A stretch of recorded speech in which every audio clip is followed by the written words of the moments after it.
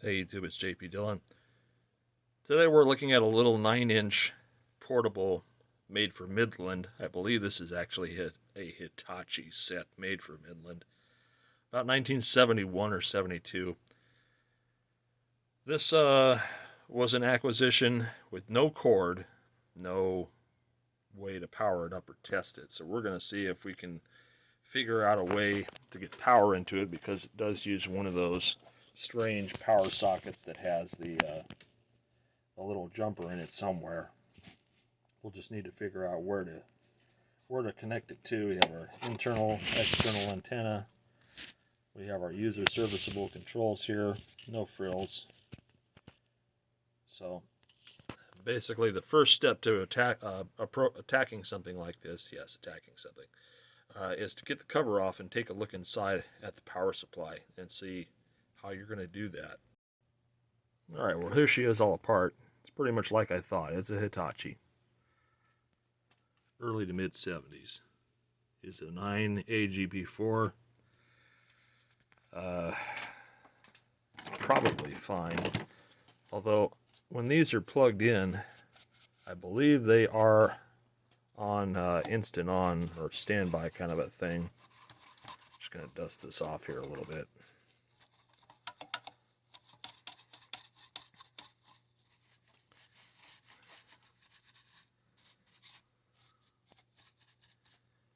Now, the last one of these I took a look at, they have a regulator here, and then the output of this regulator, which is somewhere around 12 volts, is supposed to feed back through one of these pins down here. Come on, get it in there. Can't really see it very well,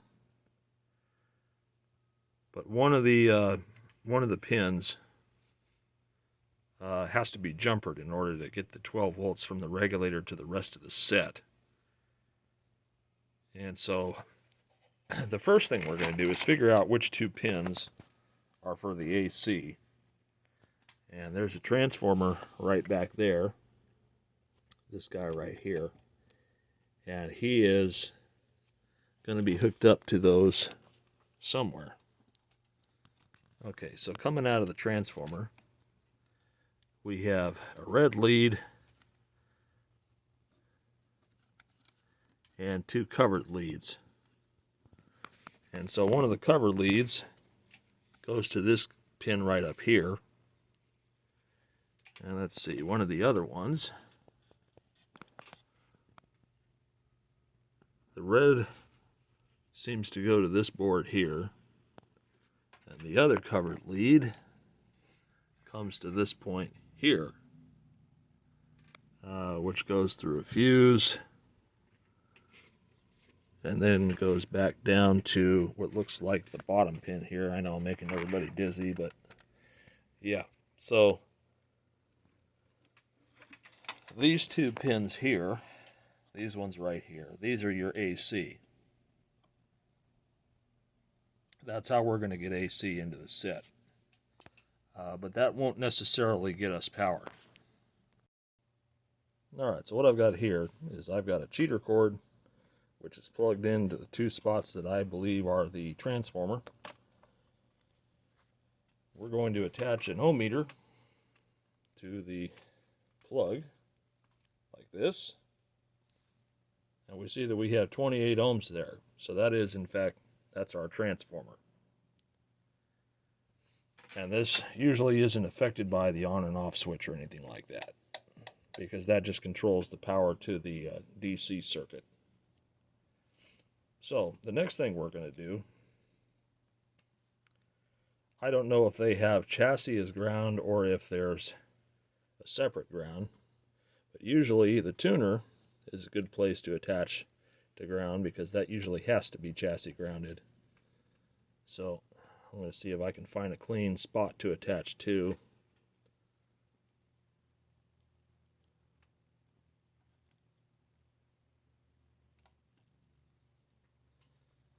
And we'll check and see if any one of these 4 pins here is ground.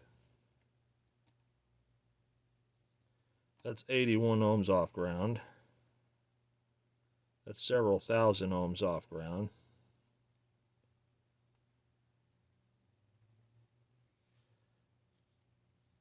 All right.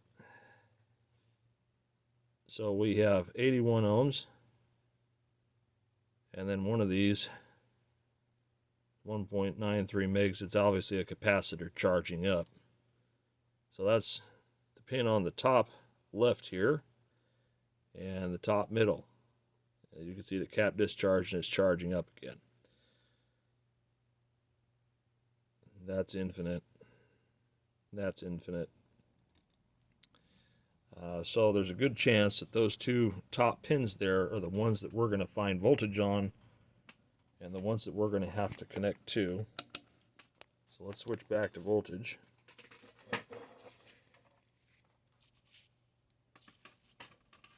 And I'm going to plug this in. And we're going to see if there's 12 volts present on one of these pins.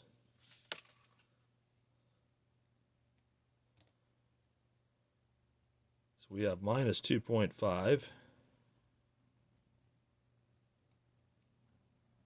Alright, so we have 19 volts there. That seems like your unregulated supply right there. But what happens if I turn on the set?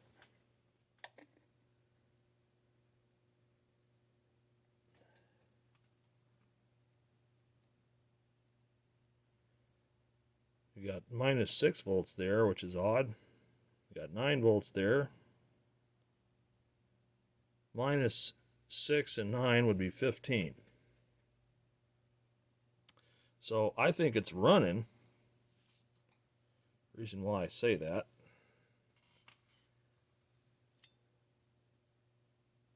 Yeah, we got 15 volts there between those 2 points. That should be enough to run the set. In fact, I do see some light flickering in the distance here.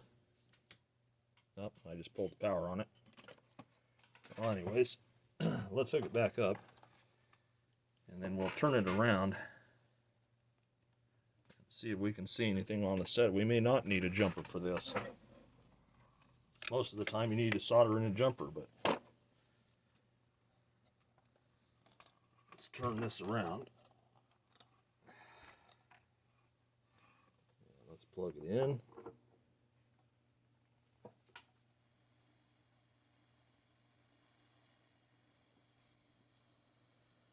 Yeah, so right now what we're seeing is unregulated voltage, really. We're getting a lot of hum in that picture.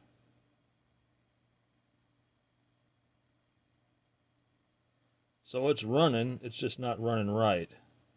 And probably I need to complete one of those grounds, and that's what the jumper's going to be for.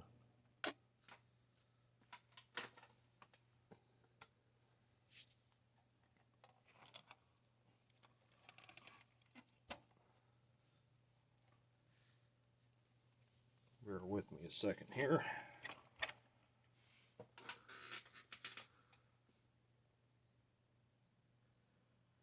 Now, looking down into here, there's absolutely nothing connected to that side pin, so we can ignore that one. And on that bottom pin, unloaded, we had 19 volts. So that's very likely the supply voltage coming from the unregulated power supply here. And then this guy is probably going to be 12 volt regulation. So I'm betting that I have to connect these two together. The black wire, let's see where the black wire goes. It may be considered a ground. It's really hard to see in here. All this stuff in the way.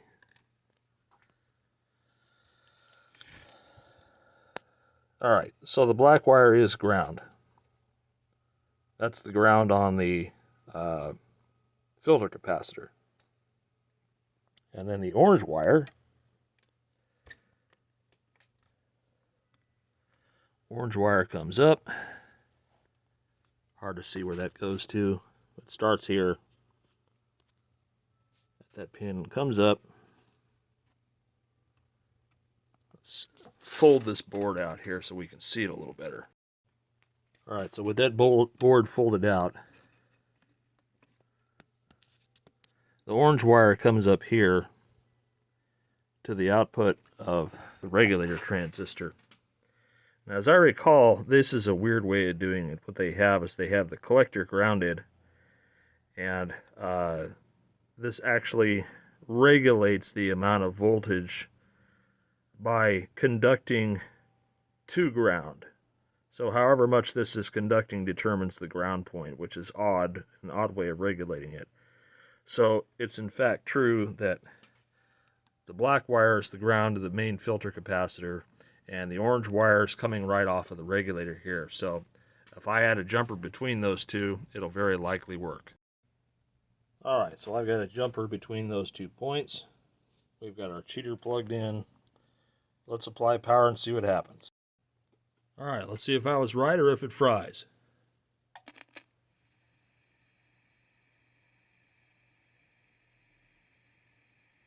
Much better. Much better. Definitely got to turn down the brightness some.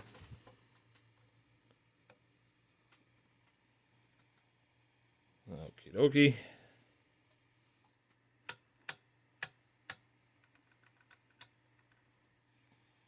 Tuner's dirty on all of these. I don't think I've seen a Hitachi based set that didn't have a touchy tuner.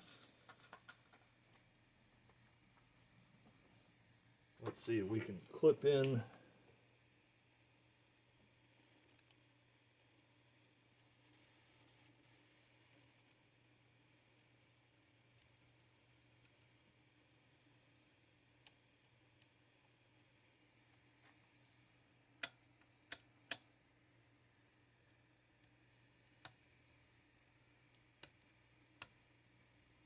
Let's see now. I should be getting something.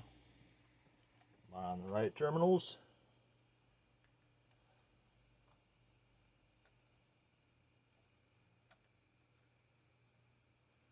Yep, bottom terminals.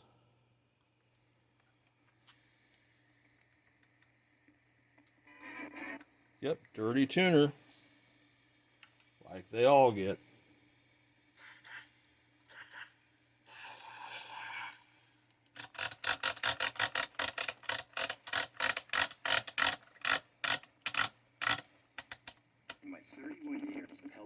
Still dirty. Healthy blood pressure. I've never seen a compound this effective. But better. Is a leading nitric oxide breakthrough for blood pressure and energy support. Know that I'm using a product from nature that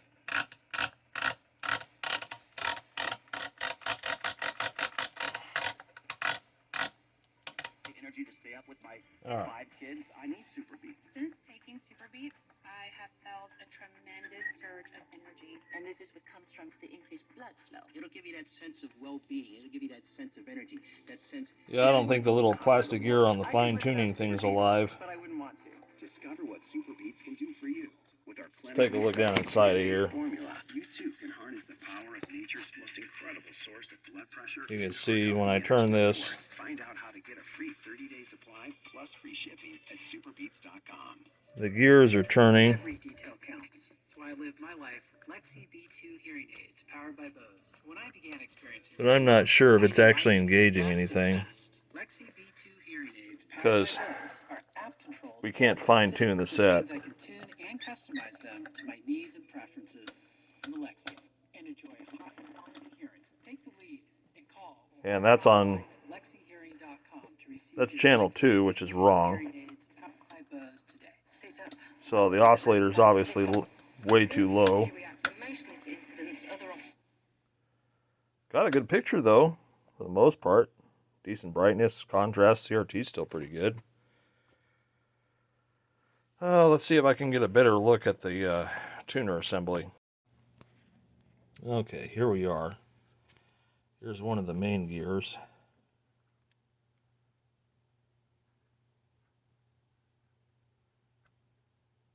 Alright, so that's turning and that's turning.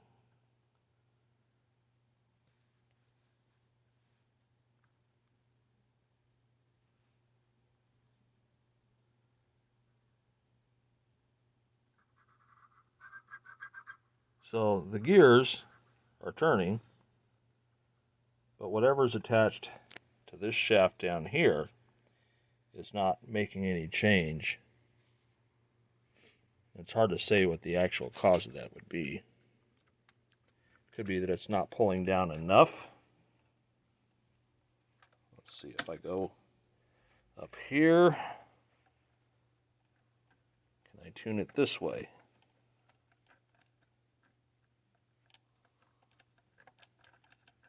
There we go. Yeah, the gear must, or the shaft must just not be properly engaging. See if I can fix up the picture a little bit here by moving this terminal over. And then there's the internal versus external switch. That definitely makes it worse. This adapter is not the greatest. So we've got some bends. Oh, I guess the fine-tuning decided to work a little bit now.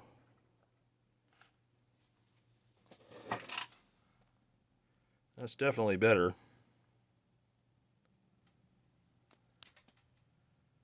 Need to figure out why we've got such a weak picture. Maybe it's just a matter of cleaning that switch. If we go back here and just spritz some cleaner in this switch and work it a bunch. This is supposed to go between internal and external antenna. I guess the internal, they just run through the line cord, or maybe the rod antenna that attaches to it.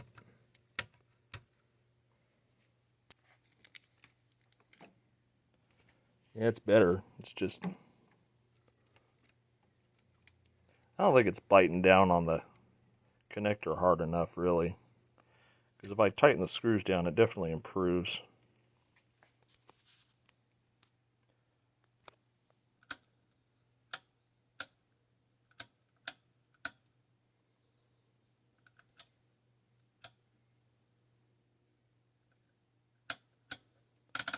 Good looking picture though. Let's see if we can make the tuner a little bit better. It definitely was caring about the input signal quality, so I just have a clip-on antenna lead connection, which really doesn't work all that well. This thing's got plenty of brightness. The CRT's in good shape. Controls need a little bit of cleaning. Good DC restoration.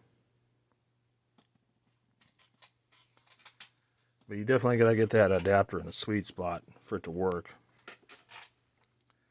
So let me get back here and spritz a couple controls.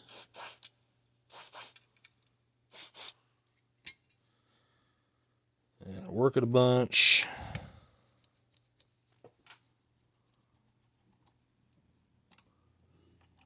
Definitely cleans up the pots a lot better. Okie dokie. So picture-wise, this thing looks great.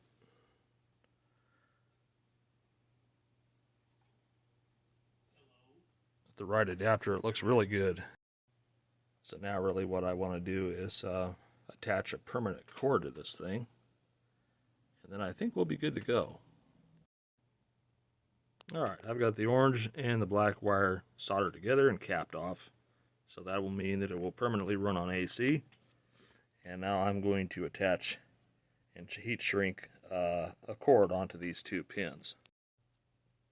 The first thing we're going to do is tin our wires. Make sure that our wires are good and prepped.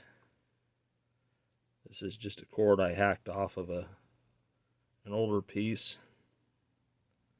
And I'm using a cord that's got a skinny plug on it because it needs to pass through the hole on the cover. So we got our leads all nice and tinned up. Next thing we're going to do is tin up our pins. Just get them good and hot. Let the solder flow on them.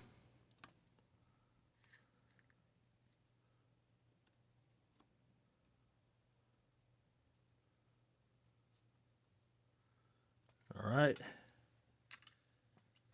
And then what I'm going to do is cut some heat shrink to cover those pins. So about maybe 1 inch long.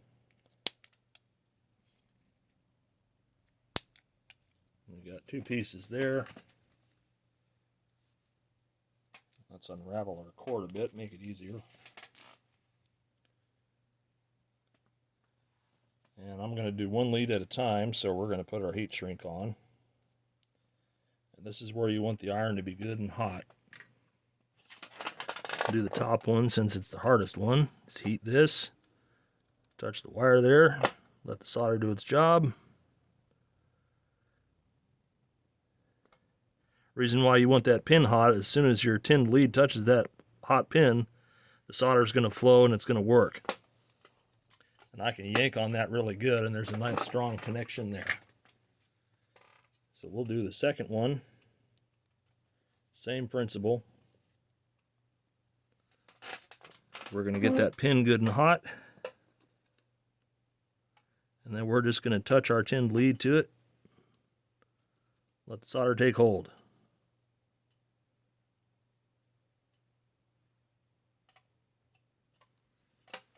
I know that's good and tight there. Let's see. Might want to trim off any excess that might be creeping out the side here.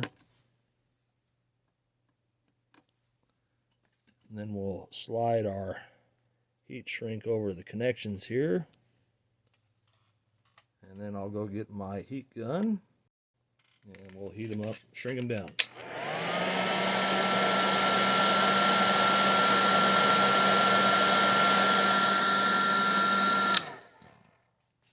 All right. Now, for those of you who are worried about yanking and tugging, I got a solution for that too, and you'll see that when I put the back on.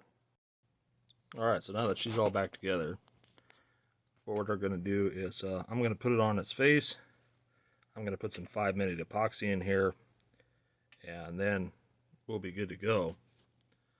And I won't have to worry about people yanking and tugging on it and fatiguing this, although this is really strong. I don't ever intend to find one of these funky cords. It's just always going to run off of AC power. But yeah, it's a nice little set. And of course there's the unfortunate matter about that scratch there. And I'm going to see if some Novus number 2 will take that out. You can see it's a lot more pronounced with the light off. So let me get some Novus and a blue shop towel, and we'll go to work on it and see if we can't make it a little bit nicer looking. You can kind of treat these anti-glare covers as you would a dust cover on a turntable. Same kind of plastic. So we just get the Novus and we just start working it in.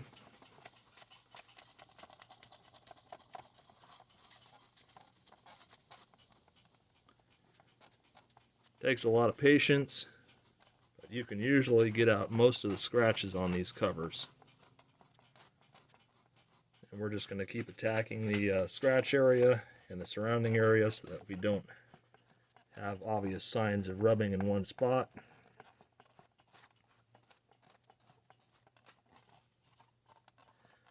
Thankfully it's a very light scratch, so I think it'll buff out.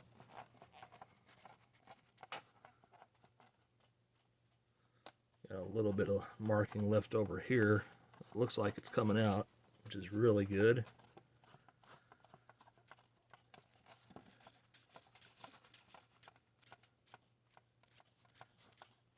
Much better. Almost gone. Got a little bit over here.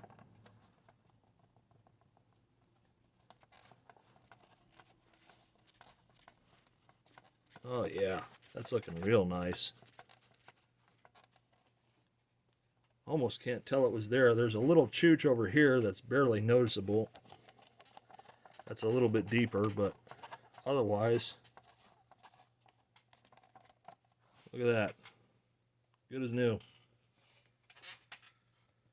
Good stuff, man. Good stuff. Go and get yourself a bottle of this. You got a turntable dust cover or plastic covers. Works really well. Amazon, Rid Out Plastics, whatever. All right.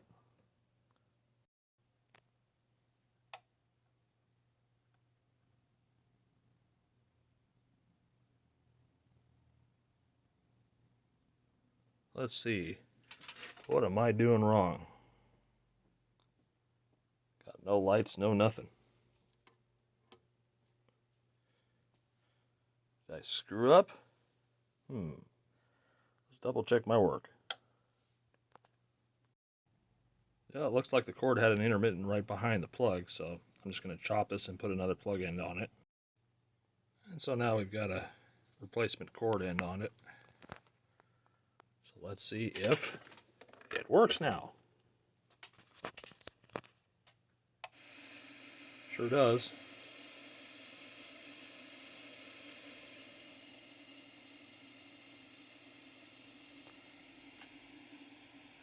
Helps to get the antenna reattached. Much better. So my little makeshift clip-on adapter really sucks for reception. You can see it's got junk in the picture, but and then when I put my hand near it and away from it, it changes. So definitely a termination problem. But anyways, this turned out to be a cool little set. It's all fixed up. Got it so that it runs now. And yeah, another one saved from the trash. So hope you guys enjoyed this little short video. More stuff to come.